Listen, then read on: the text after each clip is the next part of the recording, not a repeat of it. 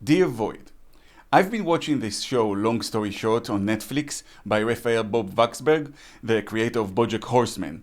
And now I think that BoJack Horseman is basically one of the best shows in TV history. I place it up there with stuff like, The Sopranos.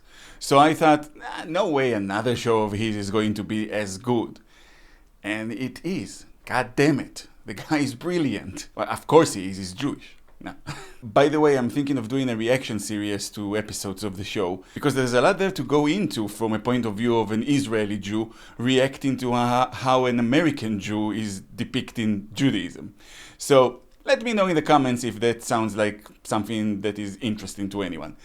Anyway, but the show made me think again about this weird and very misunderstood connection between Judaism as a nationality and Judaism as this cultural religious phenomenon.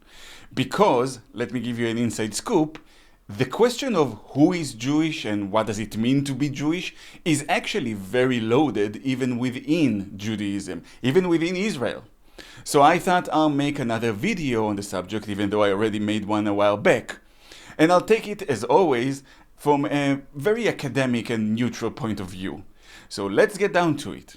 First, the confusion about Judaism comes from the fact that it is in a unique position, which is really unprecedented anywhere else in the history of the world. Because it's a people who came from the ancient world and survived pretty unchanged from that time. And the terminology we use today has changed significantly. The first thing we need to understand is that in the ancient world, in the world Judaism came from, there was no distinction between your ethnicity and your religion. Let's take, for example, the Romans. To be a Roman wasn't a geographical truth. It was an ethnical truth. For example, in the series Rome, there's a scene where one of the main characters, Lucius Vorenus, is talking to a crowd and someone yells at him that he's ginger and therefore not Roman but Gallic. And Vorenus says, I have a Gallic look to me, but I am a Roman just like you. The reason the look mattered is because being Roman was not just the fact that you were born in Rome and spoke Latin, it meant that you were born to Roman parents, that you are part of the ethnicity. See, Rome was a huge metropolitan and had people living in it from all over the empire and beyond. They even had Indian people living in Rome. But they weren't considered Romans. Living there didn't change the fact that they were Indians. Indians who happened to live in Rome. I think Americans specifically have a problem understanding that because America as a concept is the exact opposite of that. And Canada as well. Because these are countries that weren't created naturally by the natives, but countries that were created artificially as a political idea by immigrants. You move to America, you're an American. Even more so if you were born there, regardless of your ancestors' ethnicity. But in the ancient world, and let's be honest, in many parts of the world today, that wasn't the case. Your nationality was your ethnicity. They weren't separated. And in this mix was also religion. Romans followed Roman gods. That wasn't a lifestyle choice. Not only was it very uncommon for Romans to convert to other religions, it was also seen as treason. Because, like all people in the ancient world, Romans believed there's a real physical consequence to not following the gods, and that the glory of Rome is due to the gods favoring them. And by the way, you could be not Roman and worship Roman gods, but that wouldn't make you Roman. You'd be a foreigner that worships Roman gods. And you better do it properly in the Roman way, or they would see it as an insult to their gods and pretty much kill you. And that was the same way for all ancient people. Egyptians were the same, Assyrians were the same, and Jews were the same. Jews were the people of Judea who worshipped their Jewish God. It was both an ethnicity and a religion. And then the world changed.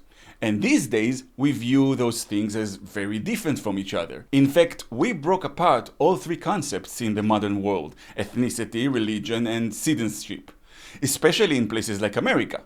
So for example, you could be an American who is a Muslim, but from an Italian ancestry.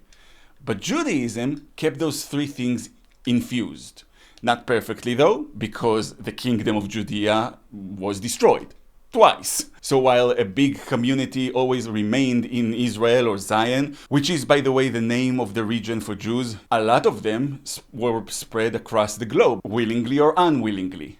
So now Judaism found itself with no actual national structure, but still very much the ethnicity and the religion were linked, as well as the potential future national structure. And that's another thing that is kind of hard for people to grasp, and I think was very hard for American Jews to reconcile, which is how much the religion and the ethnicity are intertwined with each other, because the religion is a nationalist religion in its roots, and that makes it very, very different to Christianity or Islam, or even Far East religions like Hinduism or Buddhism.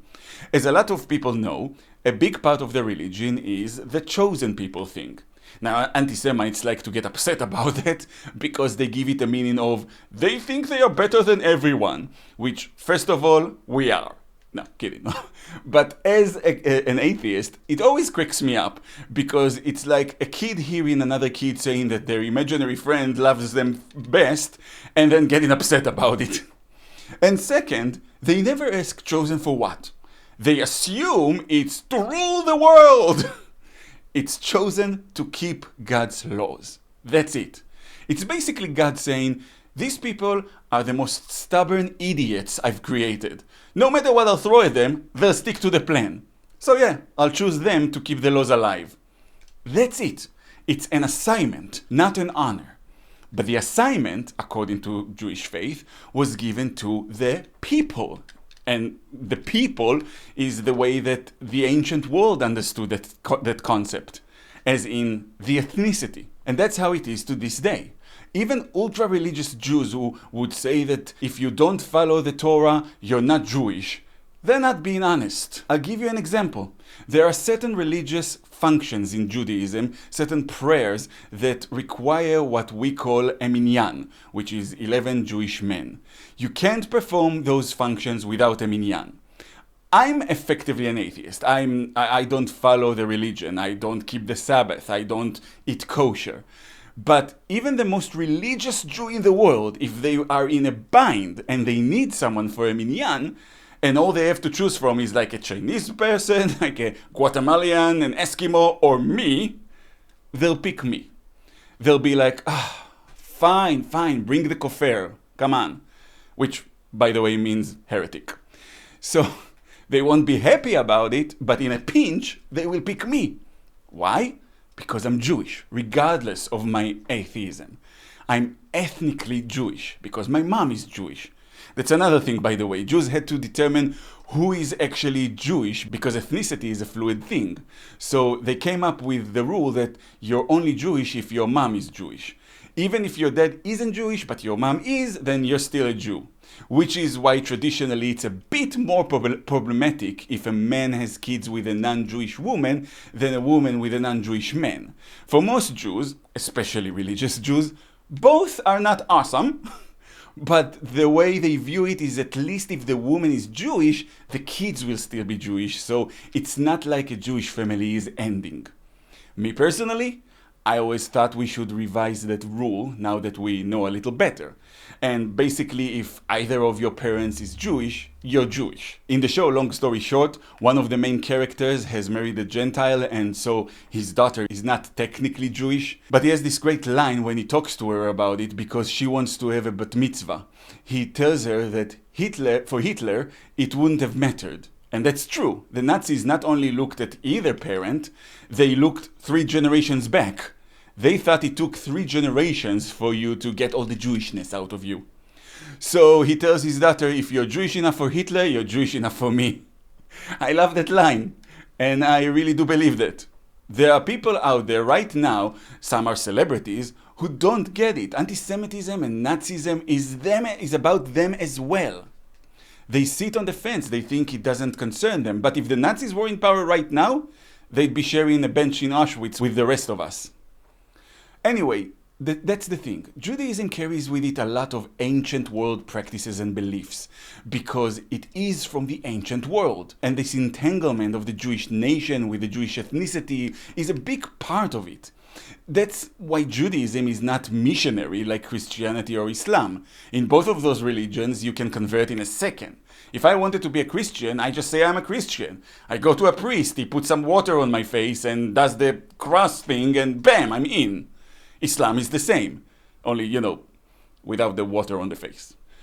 Now, you can convert into Judaism as well, but it's a pain in the ass. They make it as difficult as they can. You have to go through a process that can take an entire year, and by the end of it, depending on who converted you, there's a good chance some communities will still not recognize you as Jewish. So Judaism is kind of an exclusive club, which is another thing that made anti-Semites angry. Now, I should point out that Judaism is not unique in that. Judaism is what we call an ethno-religious group. A group in which the ethnicity and the religion cannot be separated. And there are other groups like that in the world. For example, the Druze.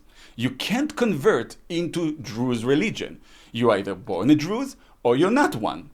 And for them, it's also taboo to marry outside of the group, although, much like Judaism in modern times, many people don't really observe it as much. Now, the third thing that is entangled into Judaism is the actual land of Israel. The land of Israel in Judaism is sacred, it's important, it's part of the religion. It's why Jews never went on conquests and tried to enlarge their territory beyond this tiny area of the land of Israel. Because in Jewish culture, no other place on earth matters, and Jews do not own any other place on earth. The land of Israel was entrusted to them by God, and that's why it's important. Even in diaspora, Jews always prayed to return to their home next year in the Holy Land, they would say. Those ultra-religious Jews who say they are anti-Zionist and you see them supporting anti-Semites against Israel, it's not that they don't agree about the land being sacred or the homeland of the Jews or the place where Jews are from or the place where Jews should go back eventually. Their disagreement with Zionism is that they view it as a rebellion against God. As far as they are concerned, the Jews lost their kingdoms as a punishment from God. They were expelled from the Holy Land as punishment, and only God can decide to bring them back. Zionism, being originally a secular movement, was seen as building the next Jewish kingdom before God sanctioned it. Now, religious Zionists actually argue that God has sanctioned it. Otherwise, we wouldn't have succeeded. We wouldn't have withheld so many times against so many enemies who are so much stronger than us against all odds. They view the very fact that Hebrew is being used again as a daily language and not just for prayers as nothing short than a miracle, a visible miracle in our time. Me, again, as an atheist, I think there are more earthly explanations, but it is impressive, no doubt about that. Anyway, the point is that Judaism has this very complex structure that is very different from anything modern. It is a religion, yes, but the religion is inseparable from the ethnicity and it's inseparable from the homeland. So, can you have a Muslim Jew? Yeah, you can, but they will no longer be part of the Jewish world. They'll be ethnically and genetically Jewish, but religiously and culturally, they will not. And they will probably marry and have kids outside of the ethnic group, and the family will no longer be Jewish. Can there be an Arab Jew? Not from an ethnical point of view, as Arabs are a completely different ethnicity. But there could be an Arab who converts into Judaism and then marries into the religion, and since the woman is Jewish, the children will be too, and a new Jewish family is born. So you see, it's complicated, very different from any other group that is currently around, and carries with it a lot of baggage. But that's who we are. No wonder we invented psychotherapy, right? Who needs it more than us?